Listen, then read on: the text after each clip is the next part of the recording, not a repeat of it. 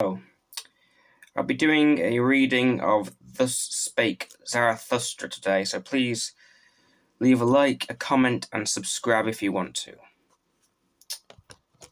Zarathustra's Discourses 1. The Three Metamorphoses. The three metamorphoses of the spirit do I designate to you, how the spirit becometh a camel, the camel a lion, and the lion at last a child. Many heavy things are there for the spirit, the strong laden-bearing spirit in which reverence dwelleth. For the heavy and the heaviest longeth its strength. What is heavy? So asketh the load-bearing spirit, when kneeleth it down like the camel, and wanteth to be well laden. What is the heaviest thing, ye hearers? Asketh the load-bearing spirit, that I may take it upon me and rejoice in my strength. Is it not this, to humiliate oneself in order to mortify one's pride, to exhibit one's folly in order to mock one's wisdom? Or is it this, to desert our cause when it celebrateth its triumph, to ascend high mountains, to tempt the temper? Or is it this, to feed on the acorns and grass of knowledge, and, for the sake of truth, to suffer hunger of soul?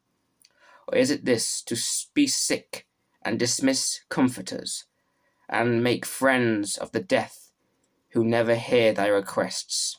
Or is it this, to go into foul water, when it is the water of truth, and not disclaim cold fogs and hot toads? Or is it this, to love those who despise us, and give one's hand to the phantom when it is going to frighten us? All these heaviest things the load-bearing spirit taketh upon itself, and like the camel which, when laden, hasten into the wilderness, and hastens the spirit into its wilderness. But in the loneliest wilderness happens the second metamorphosis. Here the spirit becometh a lion. Freedom! Will it capture and lordship its own wilderness?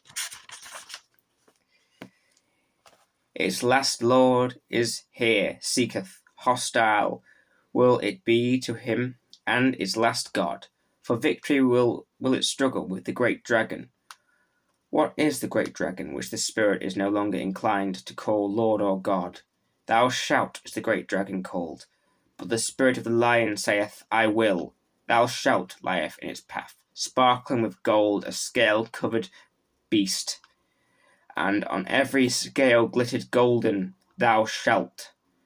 The values of 1,000 years glittered on these scales, and thus spaketh the mightiest of all dragons. All the value of things glitter on me. All the value have already been created, and all created values do I represent.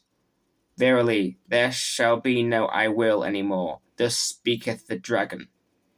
My brethren, wherefore is there need of the lion in the spirit? Why sufficient not the beast of burden, which renounces and is revered, to create new values that even the lion cannot yet accomplish, but to create itself freedom for new creating? That can the might of the lion do, to create itself freedom, and give a holy nay unto duty. For that, my brethren, there is need of the lion, to assume the right of the new values. That is the most formidable assumption for a load-bearing and revered spirit. Verily, unto such a spirit is it praying, and the work of the beast of prey. As its holiest in once loved thou shalt, now it is forced to find illusion and arbitrariness even in the holiest things, that it may capture freedom from its lover. The lion is needed for this capture. But tell me, my brethren, what the child can do, which even the lion could not do. Why hath the praying lion still to become a child? Innocence is the child, and forgetfulness, a new beginning, a game, a self-rolling wheel, a first movement, a holy yea.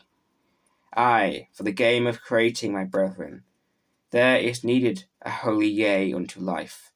Its own will willeth now the spirit, his own world, winneth the world outcast. 3 metaphors of the spirit have I designated to you, how the spirit becometh a camel, the camel a lion, and the lion a last child. Thus spoke Zarathustra. and at the time he abode in the town which is called the Pied Cow.